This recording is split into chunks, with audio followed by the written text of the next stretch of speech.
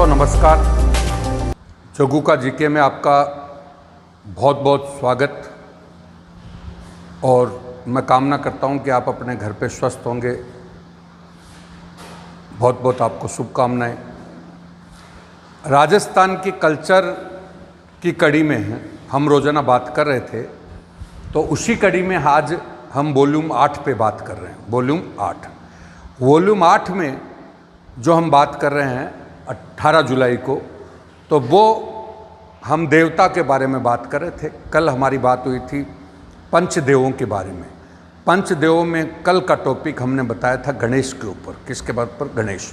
तो गणेश से किस प्रकार से मेले, मंदिर, त्यौहार जुड़ते हैं, उसी प्रकार से दूसरा देवता हमने बताया ब्रह्मा। कौन सा? ब्रह्मा। तो ब्रह्मा के बारे में आज का टॉपिक है। अब किस प्रकार से ब्रह्मा के बारे में टॉपिक है वो आप देखिए। ब्रह्मा जो है वो हमारे सृष्टि के क्या हैं? रचयिता। तो हमने कल 5 देवों में सृष्टि का रचयिता ब्रह्मा को बताया, विष्णु को सृष्टि का संहारक बताया और महेश को सृष्टि का मतलब विष्णु को सृष्टि का संचालक बताया और महेश को सृष्टि का संहारक बताया और शक्ति को इनको पावर देने वाली बताई। इस प्रकार से हम ब्रह्मा पे आज डिस्कस करेंगे। तो देखिए, एक बार स्क्रीनशॉट ले लें और फिर अपन शुरू कर रहे हैं।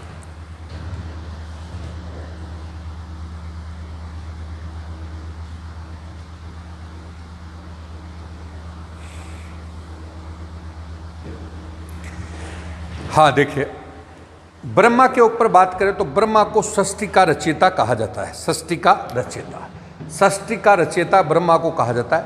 अब हम प्रश्न अपने आप से कर रहे हैं कि ब्रह्मा ने सृष्टि की रचना कब की, कब ब्रह्मा ने सृष्टि की रचना कैसे की और ब्रह्मा ने सृष्टि की रचना कहाँ की। हमने अपने आप से प्रश्न किया कि ब्रह्मा ने सृष्टि की रचना कब की, कैसे की और कहाँ की। अगर आप अपने आप में क्वेश्चन करते हो तो सारी चीजें आएंगी। तो ब्रह्मा ने सृष्टि की रचना कब, कैसे और कहाँ की। तो देखिए, प्रश्न आता है कि ब्रह्मा ने सृष्टि की रचना कब की, तो चैत्र शुक्ल एकम को, चैत्र के शुक्ल पक्ष की एकम को। अब हम हिंदी कैलेंडर के अनुसार बात करें तो पहला महीना चैत्र का होता है। चैत्र के 2 पक्ष होते हैं, कृष्ण और कौन सा? शुक्ल। तो चैत्र के कृष्ण शुक्ल पक्ष की एकम को ब्रह्मा ने सृष्टि की रचना की। इसीलिए मतलब ब्रह्मा ने सृष्टि की रचना की, इसलिए हमारा हिंदी वर्ष का कैलेंडर जो शुरू होता है वो उसी दिन शुरू होता है जिसको हम नव वर्ष प्रतिपदा कहते हैं। जैसे हमारे अंग्रेजी कैलेंडर की शुरुआत जो होती है वो 1 जनवरी से होती है, उसी प्रकार से हिंदी नववर्ष की शुरुआत जो होती है वो नववर्ष प्रतिपदा का मतलब चैत्र शुक्ल एकम जुड़ सकता है। सारी कल्चर हो रही है चैत्र शुक्ल एकम। अब मैं बात कर रहा हूँ हिंदुओं का नया वर्ष कौन सा है, तो चैत्र शुक्ल एकम नववर्ष प्रतिपदा। उस दिन क्यों है? क्योंकि ब्रह्मा ने सृष्टि की उस दिन क्या की थी? रचना। और उसी दिन से हमारे नवरात्रा की शुरुआत होती है। चैत्र के नवरात्रा की शुरुआत होती है, तो उसी दिन चैत्र के नवरात्रों की शुरुआत होती है एकम से नवमी तक। अब आप प्रश्न उठाओगे कि सब नवरात्रा कैसे है, तो अभी हमने बोला कि ब्रह्मा ने सृष्टि की रचना की, विष्णु ने सृष्टि को चलाया और महेश ने उसका संहार किया, तो सबको शक्ति की जरूरत हुई। तो शक्ति को प्रसन्न करने के लिए क्या करते हैं? नवरात्रा। तो ब्रह्मा ने शक्ति को प्रसन्न करने के लिए जो पहले नवरात्रा किए वो एकम से नवमी तक किए। तो पहले नवरात्रा चैत्र के माह में एकम से नवमी तक आ गए, और जो किसके लिए किए जाते हैं? शक्ति के लिए। ठीक है। अब देखिए, बिल्कुल कैलेंडर बनेगा आपका। जो ही हम नवमी को आए तो नवमी को ब्रह्मा जी का सृष्टि की रचना का काम खत्म हो गया, और उसी के साथ चैत्र के शुक्ल पक्ष की नवमी को राम का जन्म हो गया। किसका जन्म हुआ? राम। तो राम नवमी आ गई। अब जोड़ेंगे थोड़ा ये चीज जोड़ रहा हूं मैं। तो राम नवमी देखो कैसे आई। विष्णु सृष्टि को चलाता है, ब्रह्मा ने सृष्टि को बनाया, तो ब्रह्मा का काम तो यहां तक समाप्त हो गया। विष्णु सृष्टि को चलाने वाला है, तो विष्णु ने सृष्टि को चलाने के लिए यहां पर आपको पता स्वयं नहीं प्रकट हुए, अवतार आए यहां पे। तो उनका अवतार कौन आया? राम। तो ऑटोमेटिक जो ही अब ब्रह्मा का काम समाप्त हुआ तो ही कौन आ गए? राम आ गए, विष्णु के अवतार। तो विष्णु राम का क्या हुआ? जन्म। चैत्र के शुक्ल पक्ष की नवमी कैलेंडर बन जाएगा। अब मैंने बोला राम विष्णु का क्या है, अवतार षष्ठी का संचालन करने के लिए आया है। आपको पता राजा भी था, और आपको पता राम के मार्ग में जो बाधा आई वो कौन आया, रावण आया। कौन आया, रावण। तो चलाने के मार्ग में जो बाधा आई तो रावण आया। मैंने फिर बोला है कि जब जब बाधा आएगी तो शक्ति की पूजा की जाएगी। तो द्वितीय नवरात्रा राम ने की है, शारदीय नवरात्रा। ये कब आए, आश्विन शुक्ल एकम से नवमी तक, एकम से नवमी। जो ही नवरात्रा की पूजा करके राम उठेंगे तो ही दशमी को वो रावण को मार देंगे। तो आश्विन शुक्ल दशमी को रावण का वध हुआ, जिसको हम विजयदशमी बोलते हैं। इसी को क्या बोलते हैं, दशहरा।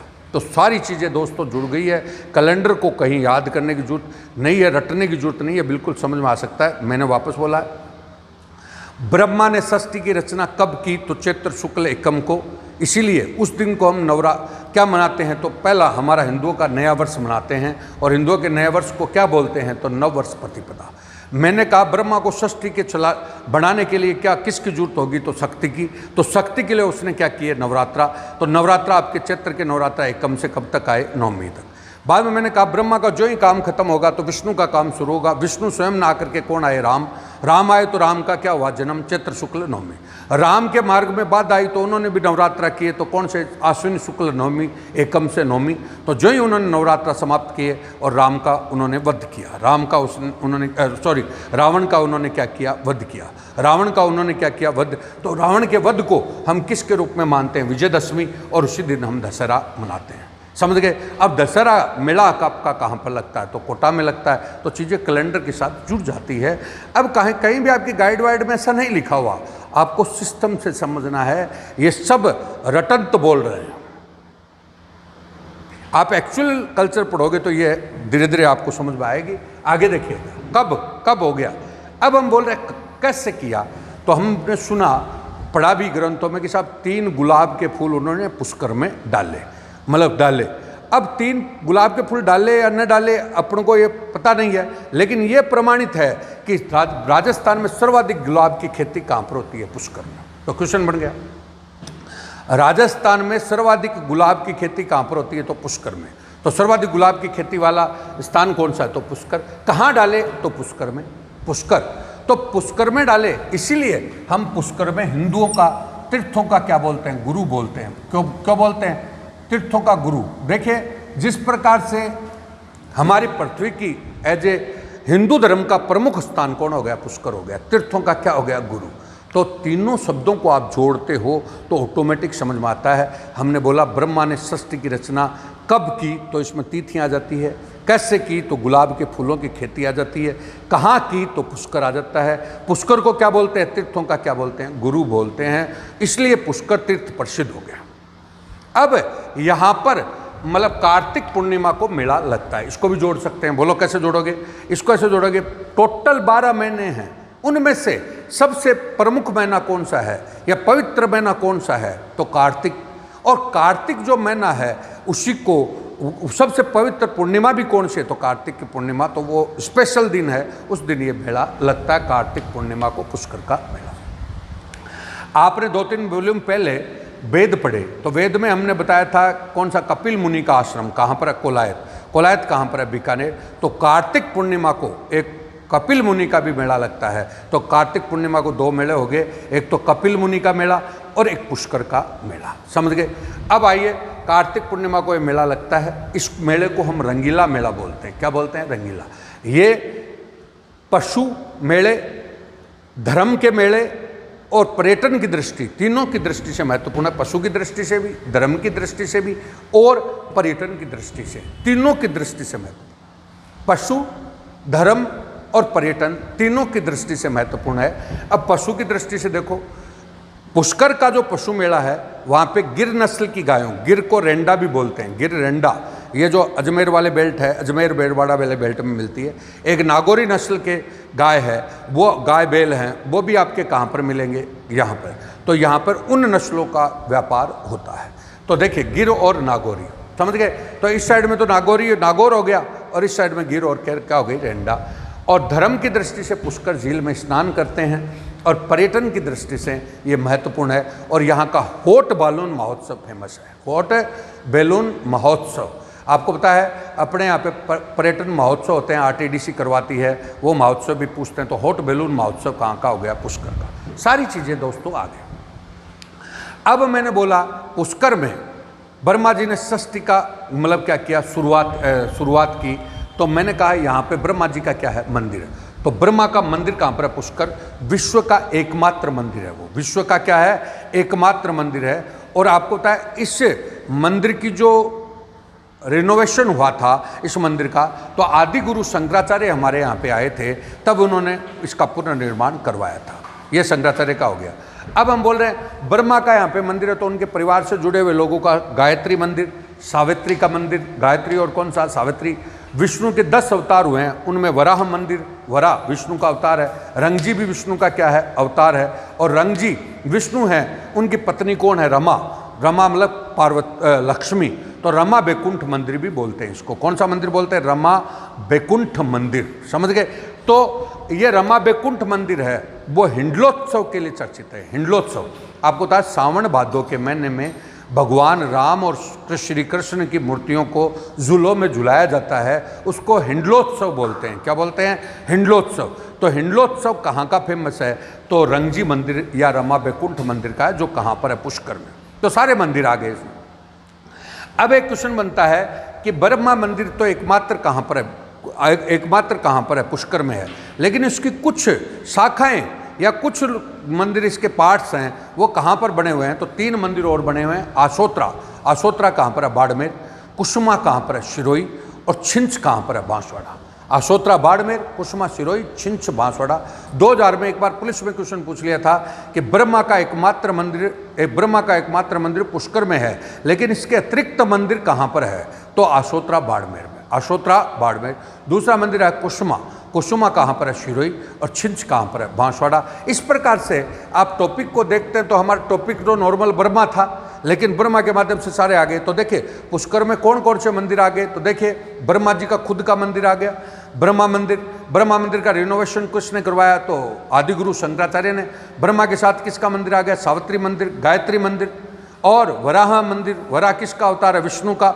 और रंगजी मंदिर, रंगजी भी किसका अवतार है, विष्णु का।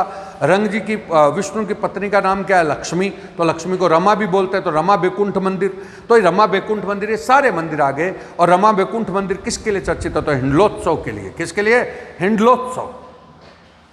हिंडलोत्सव सावन भादों में आता है, जहाँ पे देवताओं को झूलों में झुलाया जाता है। और इसके अलावा मैंने कहा पुष्कर में मेला कब लगता है, तो कार्तिक पूर्णिमा को मेला लगता है। और कार्तिक पूर्णिमा को इसके अलावा राजस्थान में मेला कौन सा लगता है, तो राजस्थान में कार्तिक पूर्णिमा को इसके अलावा जो मेला लगता है वो आपका कपिल मुनि का मेला। कौन सा, कपिल मुनि। अब हम बोल रहे हैं पुष्कर में उन्होंने क्या गिराए थे, फूल गिराए थे। तो पुष्कर गुलाब की खेती के लिए क्या प्रसिद्ध है, और ये फूल कब गिराए थे, तो मैंने कहा चैत्र शुक्ल एकम को, जिसको हम नया वर्ष मनाते हैं, हिंदुओं का नया वर्ष, जिसको नव वर्ष प्रतिपदा बोलते हैं। तो दोस्तों हमने एक टॉपिक बताया पूरा, तो ये केवल ब्रह्मा के बारे में बताया, लेकिन इसमें सब कुछ चीज़ें आ गई हैं। आप देखोगे तो आप पूरे राजस्थान में या कहीं भी कुछ भी पढ़ रहे हैं, आपको औरों से बिल्कुल अलग लगेगा। ये कहीं भी आपकी रटी रटाई लैंग्वेज नहीं है जो सामान्यतः चलती रहती है, मैं ये नहीं कहूँगा। लेकिन आप देखिए और रोज़ाना डेली रूटीन में क्रम से देखिए, शेयर करें, सब्सक्राइब करें, पॉजिटिव नेगेटिव लिखें और हमें बताएं, जिससे हम मोटिवेट हों। और इसी कड़ी में हम आगे 19 जुलाई का जो कल्चर पढ़ेंगे, जिसमें हमारा अगला देवता होगा विष्णु। कौन सा, विष्णु। तो विष्णु और राजस्थान। Okay, thank you.